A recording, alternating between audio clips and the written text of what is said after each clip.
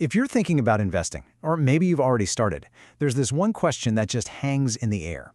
And honestly, it causes a ton of stress. It's a question that stops so many people dead in their tracks before they even begin. And it's this one right here. Should I invest my money now or should I wait for a better time? Man, it can feel like the biggest, most high-stakes decision you'll ever make. And that fear of getting it wrong, it's totally real. I get it. And so, what happens? Well, most of us just wait. We keep our money on the sidelines looking for that one perfect moment. A big dip in the market, some glowing headline on the news, basically a sign from the universe that says, okay, now is the time to jump in. But what if I told you that this whole search for the perfect moment is actually a trap? What if the truth about successful investing is way, way simpler than we've been led to believe? Here it is. This is the big secret. Nobody, and I mean nobody, knows what the market is going to do tomorrow. Not the experts you see on TV, not your super smart friend who's always talking stocks, not even the most powerful computers in the world.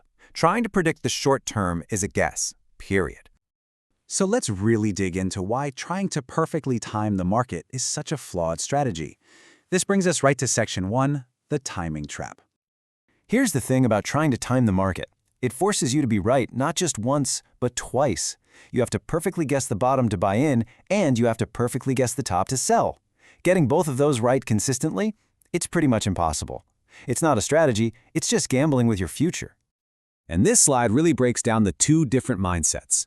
Over on the fear side, what happens? Well, when the market is hot and prices are high, you feel that FOMO and you buy at the top. But then, when the market inevitably dips, you panic and sell at the bottom to stop the bleeding. It's this constant cycle of jumping in and out, and it's a recipe for losing money. But the wisdom approach, it's the exact opposite. You invest regularly, like clockwork. You stay patient. You trust the process over the long haul.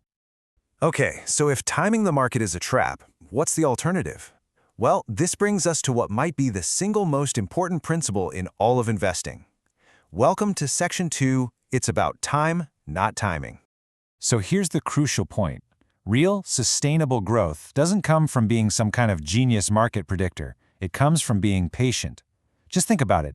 Imagine an investor who tries to time the market perfectly, but is only invested for, say, 5 years. Now imagine another investor who just picks a random day to start, but stays invested for 30 years. Who do you think comes out ahead? It's almost always the second one, by a long shot.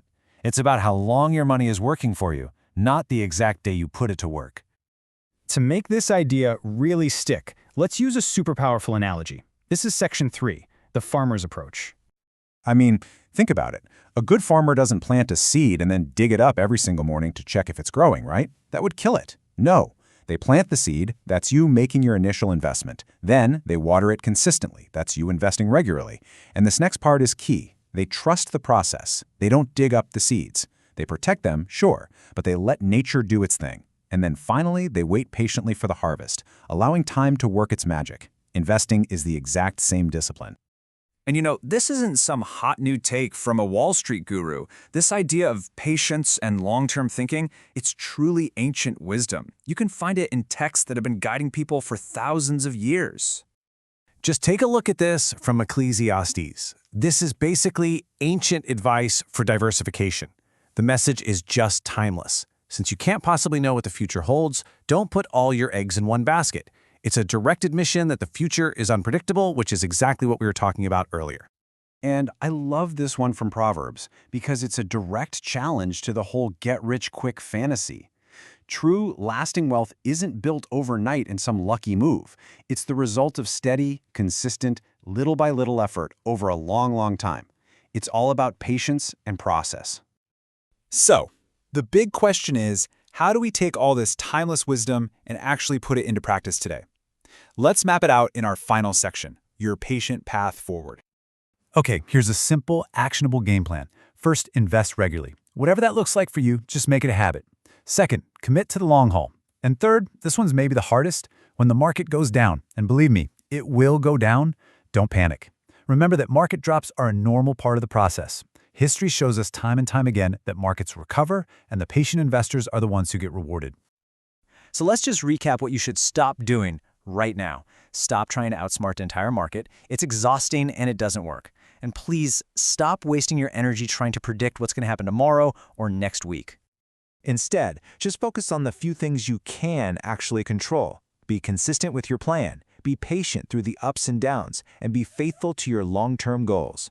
Seriously, these are the 3 pillars of a sound and, frankly, much more peaceful investment journey. And that leaves us with one final big question for you to think about. I want you to really look at how you approach your finances.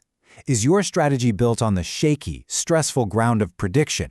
Or is it built on the solid, sturdy foundation of patience? The answer to that question is going to define your entire experience as an investor.